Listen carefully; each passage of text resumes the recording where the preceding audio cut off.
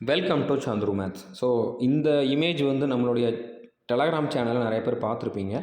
இது வந்து நம்ம ஸ்டூடெண்ட் ஒருத்தர் மெஷர் பண்ணது தான். சிஆர்பிஎஃப் ஆவடியோட ஓல்டு கிரவுண்டு தான். நியூ கிரவுண்ட் பற்றி நம்ம பேச போகிறதே கிடையாது. ஆனால் அதில் பெட்டரான ரிசல்ட் வருது. அதோட மெஷர்மெண்ட் எப்படி இருக்குன்ட்டு தெரியலை. பட் நிறைய பேர் பாஸ் ஆகுறாங்க. அதை வச்சு நம்ம வந்து அது கரெக்டாக இருக்கும் அப்படி மாதிரி எடுத்துக்கலாம். பட் ஓல்டு கிரவுண்டை பற்றி தான் நம்ம இந்த வீடியோவில் பேச போகிறோம். ஓல்டு கிரவுண்டு வந்து இவர் மெஷர் பண்ணபடி பார்த்தா 390 மீட்டர் அப்படி மாதிரி இருக்குது. ஒரு சர்க்கிள் அடித்தா 390 மீட்டர். இவர் பொறுமையாக அந்த ட்ராக் ஸ்டார்ட் ஆகிற அந்த பாயிண்டில் நான் வந்து மெஷர் பண்ணேன் அப்படி மாதிரி சொன்னார். மெதுவாக நடந்து மெஷர் பண்ணேன் அப்படி மாதிரி சொன்னார். ஓகே, இது 2 நாளைக்கு முன்னால் இன்னொரு ஸ்டூடெண்ட் அனுப்பிச்ச ஃபோட்டோ. இவருமே வந்து பொறுமையாக தான் மெஷர் பண்ணேன் அப்படி மாதிரி சொன்னார். இதில் வந்து 410 மீட்டர் அப்படி மாதிரி காட்டுது. ஓகே, இவர் வந்து நான் 2-3 ஆப்பில் பண்ணேன். இந்த 390ன்னு சொன்னவருக்கு வந்து பார்த்திங்கன்னா நான் 2-3 ஆப்பில் பண்ணேன். எல்லாமே கிட்டத்தட்ட 390 மீட்டர் தான் காட்டுச்சு அப்படி மாதிரி சொன்னார். ஓகே, ஸோ ஆனால் இவர் சொல்கிறது படி பார்த்தா 410 மீட்டர்னு காட்டுது. குரூப்லேயுமே வந்து ஒருத்தர் மெஷர் பண்ணியிருக்காரு. ஒருத்தர் வந்து சொல்லியிருக்காரு நான் 20ஆம் தேதி மெஷர் பண்ணேன், 410 தான் இருந்துச்சு அப்படின்ட்டு. ஸோ ஒவ்வொருத்தருக்கும் ஒவ்வொரு மாதிரி காட்டுது. அது மட்டும் இல்லாமல் நான் இந்த கேஸ் போடுறேன் அப்படின்னு பேச ஆரம்பிக்கிறதுக்கு ஒரு நாளைக்கு முன்னால் கூட இதே சிஆர்பிஎஃப் ஆவடியில் நம்ம ஸ்டூடெண்ட் ஒருத்தர் ஒர்க் பண்ணிகிட்டு இருக்காரு. ஓகே, அவர்கிட்ட நான் வந்து பேசினேன். அவர் வந்து இந்த போர்டிலலாம் கிடையாது. பட் அவர்கிட்ட பேசினப்போ என்ன சொன்னார்னா, அதாவது ஹெட் கான்ஸ்டபிள் மினிஸ்ட்ரியல் நடந்த அதே கிரவுண்டில் தான் இப்போ நடக்குது. அதில் டேப் வச்சுலாம் அவங்க மெஷர் பண்ணாங்க. அதாவது ஒரு டீம் வந்து இதை மெஷர் பண்ணிட்டு தான் ஃபிசிக்கல் ஸ்டார்ட் பண்ணாங்க அப்படிங்கிற மாதிரி சொன்னார். பட் அவங்க கரெக்டாக பண்ணாங்களா, எவ்வளோ இருக்குது அப்படிங்கிறது தெரியாது அப்படிங்கிற மாதிரி சொன்னார். அதுக்கப்புறம் இப்போ ரீசெண்டாக யாத் தமிழ் யூடியூப் சேனலில் பார்த்துருப்பீங்க நிறைய பேர். ஸோ அவருமே வந்து இந்த மாதிரி ஜிடிக்கு பர்டிகுலராக ஃபிசிக்கல் ரிலேட்டடாக வந்து உடனே நிறைய அப்டேட் கொடுத்துக்கிட்டு இருக்காரு. நம்மளை விட அதிகமான வீடியோஸ் அதுக்கப்புறம் அப்டேட்ஸ் வந்து அவர் கொஞ்சம் சீக்கிரமாகவே கொடுக்குறாரு. ஓகே, ஸோ அவர் என்ன சொல்லியிருந்தாருன்னா, உள்ளே ஒர்க் பண்ணக்கூடிய இந்த ரெக்ரூட்மெண்ட் போர்டில் இருக்கக்கூடிய ஒரு பர்சன் வந்து எனக்கு தெரிஞ்சவர், அவர்கிட்ட பேசினேன் அப்படிங்கிற மாதிரி சொன்னார். மெஷின் வச்சு தான் அளந்துருக்கோம். நியூ கிரவுண்டு ஓல்டு கிரவுண்டு ரெண்டுமே எக்ஸாக்டாக உங்களுக்கு 5 கிலோமீட்டர் கிட்ட தான் இருக்கும் அப்படிங்கிற மாதிரி அவர் சொன்னதாக சொல்லியிருந்தார். ஓகே, ஸோ இப்போ நம்ம கண்டிப்பாக கேஸ் போடுறதுக்கு ரெடி பண்ணிட்டோம். இந்த பாயிண்டால் நம்ம வந்து பின்வாங்க போகிறது கிடையாது. ஏன்னா நம்ம போய் மெஷர் பண்ணி பார்க்கல. நம்ம கண்ணு முன்னால் யாருமே மெஷர் பண்ணி சொல்லலை. ஒவ்வொருத்தரும் ஒவ்வொன்றும் சொல்கிறாங்க. 50-50 சான்சஸ் இன்னமுமே இருக்க தான் செய்யுது. ஏன்னா இது கரெக்டாக இருந்துச்சுன்னா அப்போ இது தப்பா, இது கரெக்டாக இருந்தால் இது தப்பா அப்படிங்கிற எதையும் நம்ம வந்து தப்புன்னு சொல்ல முடியாது. அது மட்டும் இல்லாமல் இது வந்து ஜிபிஎஸ் மூலமாக எடுக்கிறப்போ கண்டிப்பாக இது வந்து அக்யூரேட்டாக இருக்குமா அப்படிங்கிற மாதிரி சொல்ல முடியாது. 5 மீட்டர் 10 மீட்டர் முன்ன பின்ன இருந்தால் கூட அது வந்து ரியலாக மெஷர் பண்ணி பார்க்குறப்ப தெரிஞ்சிடும். அதுவே நம்மளுக்கு சாதகமாக அமைஞ்சிடும் கேஸ் போட்டோம் அப்படின்னா.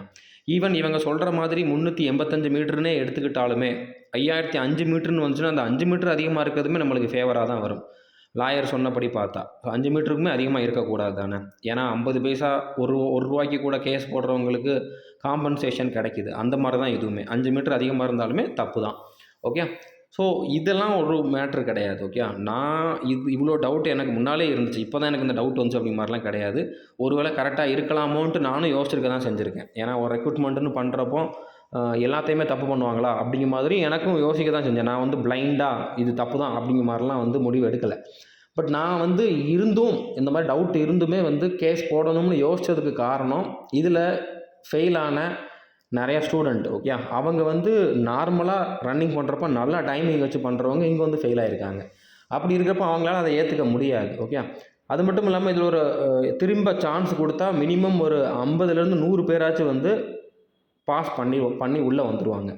ஸோ 50-100 பேர் கிடையாது, 50-100 குடும்பம். ஓகே, ஸோ 50-100 குடும்பமே கண்டிப்பாக ரொம்ப கஷ்டப்படுறவங்களாக தான் இருப்பாங்க. அது 100 பேர் 100 குடும்பம்னு எடுத்துக்கிட்டோம்னா அதில் 70 பேருக்கு மேலே ரொம்ப கஷ்டப்படுற ஃபேமிலியாக தான் இருப்பாங்க. இந்த வேலை இவருக்கு கிடச்சிச்சின்னா அந்த குடும்பத்தோட ஃப்யூச்சரே மாறும். ஸோ அதெல்லாம் மைண்டில் வச்சுக்கிட்டு தான் நம்ம வந்து இதை வந்து கன்ஃபார்ம் பண்ணிக்கலாமே. கன்ஃபார்ம் பண்ணி நம்ம வந்து பார்த்தோம் அப்படின்னா தெரிஞ்சிடும். அதாவது உண்மையிலே இது வந்து 385 தான் இருக்குது, இல்லைனா 400 இருக்குது அப்படின்னு ஒரு கன்ஃபர்மேஷன் தெரிஞ்சிடும்.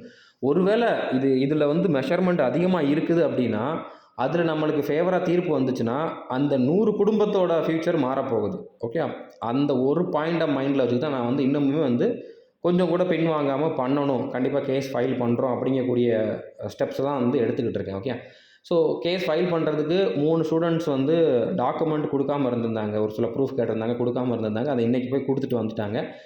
லாயர் வந்து டிராஃப்ட் ரெடி பண்ணி நான் வந்து எல்லாமே மூவ் பண்ணிக்கிட்டு இருக்கேன். ஸோ ஒரு 3 நாளைக்குள்ளே வந்து நம்ம ஃபைல் பண்ணிடலாம். இந்த ஒரு வாரத்துக்குள்ளே ஜட்ஜுக்கிட்ட வந்து அந்த கேஸ் வந்து போயிடும் அப்படிங்கிற மாதிரி சொல்லியிருக்காரு. ஒரு சிலர் வந்து கால் பண்ணி கேட்குறாங்க, சார் கேஸ் ஃபைல் பண்ணீங்களா, தீர்ப்பு வந்துருச்சான்னு கேட்குறாங்க. தீர்ப்புலாம் அவ்வளோ சீக்கிரம் வராது சரியா? ஸோ நீங்கள் எவ்வளவோ கேஸ் பார்த்துருப்பீங்க. எத்தனையோ ரேப் கேஸ்லாம் நடக்குது. ரொம்ப ஹைலைட்டான கேஸ்லாம் நடக்குது. எத்தனையோ கொலை கேஸ்லாம் நடக்குது. அதெல்லாம் உடனேலாம் தீர்ப்பு சொல்ல மாட்டாங்க. ஓகே. அதுக்காக அந்த அளவுக்கு இதில் டிலே ஆகும் அப்படிங்கிற மாரியும் கிடையாது. முடிஞ்ச அளவு சீக்கிரமா பண்ணிருவாங்க. ஸோ ஆனா 1 நாள் 2 நாள்லலாம் இதுக்கான ரிசல்ட் வராது. ஓகே. கண்டிப்பா டைம் எடுக்கும். நீங்க பொறுமையா இருங்க. நம்ம கண்டிப்பா இதில கேஸ் ஃபைல் பண்ண தான் போறோம். டவுட் இருந்தாலுமே அந்த டவுட்ட கிளாரிஃபை பண்ணிரலாம். ஓகே. கேஸ் போட்டு கிளாரிஃபை பண்ணிடலாம். ஸோ பின்வாங்க போறது கிடையாது. ஓகே. ஸோ நீங்க நம்பிக்கையோட இருங்க. ஒருவேளை அதாவது ஒருவேளை இதில வந்து டிஸ்டன்ஸ் அதிகமா இருக்குதுன்னு தெரிஞ்சுச்சு அப்படின்னா, கண்டிப்பா நெறைய பேர் திரும்ப வந்து இதில செலக்ஷன் ஆயிருவீங்க. அதில என்னால வந்து கான்ஃபிடென்ட்டா சொல்ல முடியும். ஸோ புரிஞ்சிருக்கும்னு நெனைக்கிறேன். வெயிட் பண்ணுங்க. ஓகே. 1 நாள் 2 நாள்லாம் தீர்ப்பு வராது. டைம் எடுக்கும். ஸோ அடுத்த அப்டேட் வர்றப்போ நான் கண்டிப்பா என்ன அப்படிங்கிறத வந்து இன்ஃபார்ம் பண்றேன். இப்போதைக்கு அடுத்து ஃபிசிக்கலுக்கு போறவங்க உங்களுக்கு பிரச்சனையே இல்ல. இப்போ நடக்கக்கூடிய கிரவுண்ட்ல நெறைய பேர் பாஸ் பண்ணிக்கிட்டு தான் இருக்காங்க. பாசிட்டிவ் ரிசல்ட் தான் வந்திருக்கு. ஸோ நீங்க வந்து கான்ஃபிடென்ட்டா அட்டெண்ட் பண்ணுங்க. கண்டிப்பா செலக்ஷன் ஆக முடியும். ஸோ அந்த ஒரு 3 நாள்ல வந்து ஃபெயில் ஆனவங்க வெயிட் பண்ணுங்க. அதுவும் அந்த ஒரு 30 செகண்ட், 40 செகண்டுக்குள்ள ஃபெயில் ஆயிருக்கேன். 1 நிமிஷத்துக்குள்ள ஃபெயில் ஆயிருக்கேன் அப்படிங்கிறவங்க வந்து வெயிட் பண்ணுங்க. இன்னமுமே உங்களுக்கு 50, 50 சான்சஸ் இருக்க தான் செய்யுது. யாரும் மனச தளர விட்டுற வேண்டாம். ஓகே. புரிஞ்சிருக்கும்னு நெனைக்கிறேன். கண்டிப்பா உங்களுக்காக நான் வந்து இத பண்ண தான் போறேன். இதில வந்து நம்ம 1% கூட நம்ம வேண்டாம், விட்டுறலாம் அப்படிங்கிற மாரி யோசிக்கவே இல்ல. கண்டிப்பா பண்றோம். ஓகே. ஏன்னா நம்ம கண்ணால பார்க்கல. நான் என் கண்ணு முன்னால ஒருத்தன் மெஷர் பண்ணி காட்டல. அதுக்கப்புறம் வந்து எனக்கு தெரிஞ்ச ஒருத்தர் வந்து இத மெஷர் பண்றப்ப கூட இல்ல. அப்படிங்கிறனால இத வந்து ப்ரூவ் பண்ணிட்டு நம்ம வந்து ஒத்துக்கலாம். ஓகே. ஸோ நம்ம கேஸ் போடுறதுல இது கரெக்ட்டா தான் இருக்குதுன்னு கூட ப்ரூவ் பண்ணட்டுமே. அப்படி பண்ணதுக்கப்புறம் ஒரு சிலருக்கு வந்து ஒரு சாட்டிஸ்ஃபேக்ஷன் வரும். ஓகே நம்ம மேல தான் தப்பு அப்படிங்கிற மாரியாச்சும் வந்து எடுத்துக்குவாங்க. நம்ம மேலனா ஓடுனவங்கள சொல்றேன். ஸோ நம்ம கொஞ்சம் நல்லா பண்ணியிருந்தோம்னா செலக்ஷன் ஆயிருக்கலாம் அப்படிங்கிற மாரி எடுத்துக்குவாங்க. இல்ல இது கிரவுண்டு அதிகமா இருந்திருக்குமோ அப்படின்னு ஒரு டவுட் இருந்துச்சுன்னா, அதுவும் லாஸ்ட் அட்டெம்ப்ட்ல இருக்கிறவங்களுக்கு லைஃப் லாங் இது வந்து அவங்கள அஃபெக்ட் பண்ணும். ஓகே. ஸோ அப்படியெல்லாம் நம்ம இத்தனை பாயிண்ட்ஸ்லாம் வச்சு பார்க்குறப்போ, நம்ம இதில பின்வாங்கக்கூடாது. கண்டிப்பா கேஸ் ஃபைல் பண்ணணும். இதில ஒரு முடிவு தெரியணும். ஓகே. அதனால நம்ம வந்து பின்வாங்க போறது கிடையாது. 100% கேஸ் ஃபைல் பண்ண தான் போறோம். பொறுமையா இருங்க. அப்டேட் வந்து வர்றப்போ நான் வந்து இன்ஃபார்ம் பண்றேன். Thank you.